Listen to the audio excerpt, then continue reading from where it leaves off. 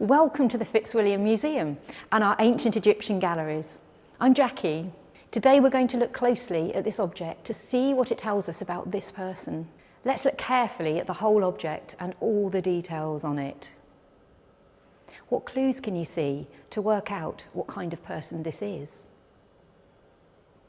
Can you see any clues that tell us what this person was like or who they were?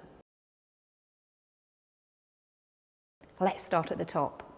What do important kings or queens sometimes wear on their heads? This one has two ostrich feathers coming out from a pair of ram's horns. And what could the circle represent? We see it every day in the sky, and it was very important to ancient Egyptian people. This person is wearing a crown, and it shows the sun in the middle. Who wore a crown in ancient Egypt? Now let's look at this. It's broken. Here's another example. Can you see the little snake? This was called a uraeus, and it was an important symbol of royalty in ancient Egypt. The snake represents the goddess Wadjet, looking out and protecting the king. So what else can you spot around the king's face? Maybe his wig or the beard. Can you see how the beard is tied on? Kings and sometimes queens as well. Also, some other important people wore the fake beards to show their status and how close they were to the gods. Now let's look at his arms. What's he holding? This is called a crook.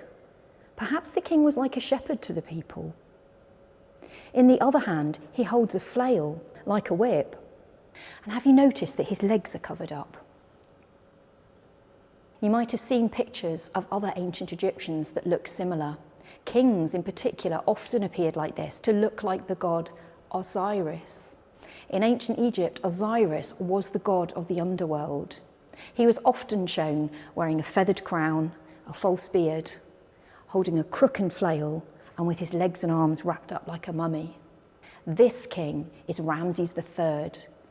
He reigned from 1186 to 1155 BC. This important object was the lid which sealed Ramesses III's set of coffins inside. The ancient Egyptians believed it was important to preserve the body in order for him to be able to live forever after he had died in this life. What about these images around the king? Let's look at these two women. What are they doing? Look at these two goddesses. Their hands are either side of the king. Look at their hands. Are they helpful hands or hurtful hands? Yes, they're helpful hands. These women care for this king and will protect him in the afterlife. What about these symbols? These are hieroglyphs. What does this one look like? It looks a bit like a chair. It's a throne. This is because this is the goddess Isis, Osiris' wife and queen. The hieroglyph over here means gold and plenty, and this is Nephthys, Isis' sister. Look at where their eyes are pointing. They're watching over Osiris to protect him. What about these two? Are they definitely human? They're probably the two goddesses, Nekhbet and Wadjet, half woman, half snake.